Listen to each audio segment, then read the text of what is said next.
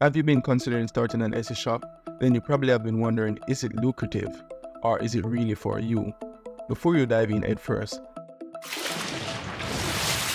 let's walk through some of the essential insights and tips every seller deserves to know, because while Etsy is a great platform for making money, it has not been great for everyone.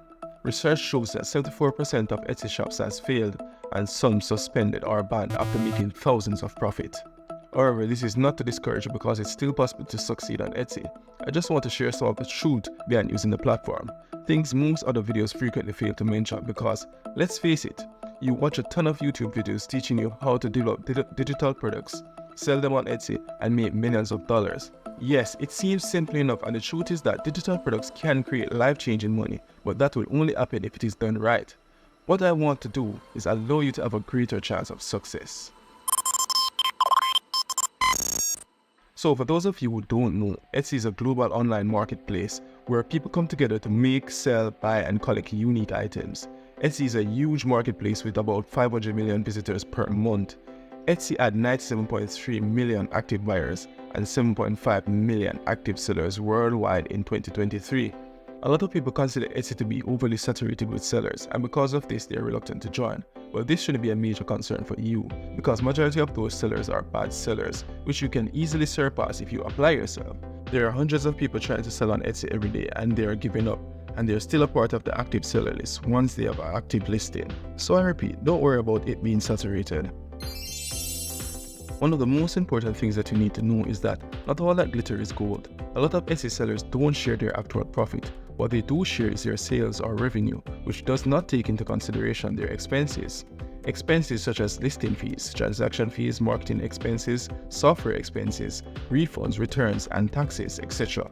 So what you realize is that anyone can boast about their 4,000 monthly sales, when in actuality, they're only making $500 profit or less a month after they minus expenses. Keep in mind that expenses will vary from seller to seller, and your expenses might not be as big as the next. Some sellers don't have any marketing expenses because they promote using pages on social media platforms like TikTok, YouTube, Instagram, etc.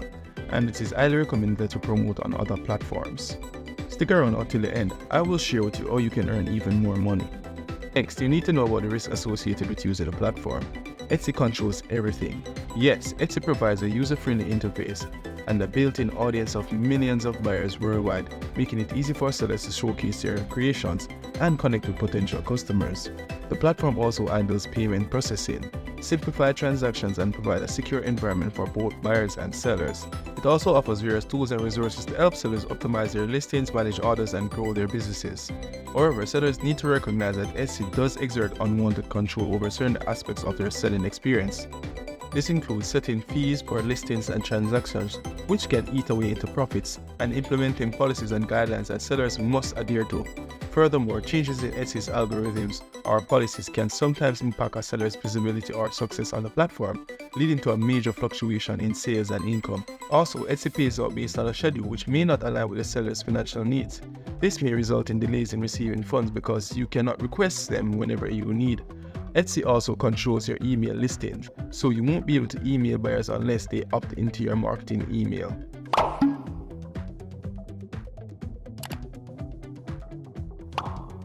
One of the major challenges with selling on Etsy is the pricing competition. If you know anything about Etsy, you probably know that the barrier to entry is quite low, especially for digital products, which makes it difficult for you to price your products fairly, because the platform has several sellers selling something comparable to yours. As a result, you have to price your products at a similar price or even lower, just so you can get sales. This has resulted in businesses having to drop their prices just so they can maintain the business. Look at these prices. They're pretty hard to beat. How would you be able to make a profit selling at less than $1? Another challenge with selling on Etsy is your growth potential, and to put it really simple, because of the level of control that Etsy has over you as a seller and your listings, it makes it harder for your business to grow and more difficult for you to predict its growth rate. So you might be looking at Etsy as a means to quit your 9 to 5, but because of this challenge, it may take longer than you think. I'm curious, how many of you are looking to quit your 9 to 5? Let me know in the comments. If you're motivated to sell on Etsy, you must consider this next tip. You need to select 7 to 10 products rather than just one. It's possible that the first item you decide to sell on Etsy won't sell, and you don't want to start a shop selling only sweaters and then have like a 50 or 150 listings of sweaters later on wondering, what the hell was I thinking? It is advised that you have multiple listings with distinct goals rather than concentrating on just one product when starting your shop. This is highly recommended and will help you to grow. The best way to scale both your order number and revenue at the same time is to have a variety of listings, each serving a different purpose. For example, some of your listings will increase your order number, which is the product you sell at a loss, in order to gain customers, while other listings are specifically designed to increase your revenue.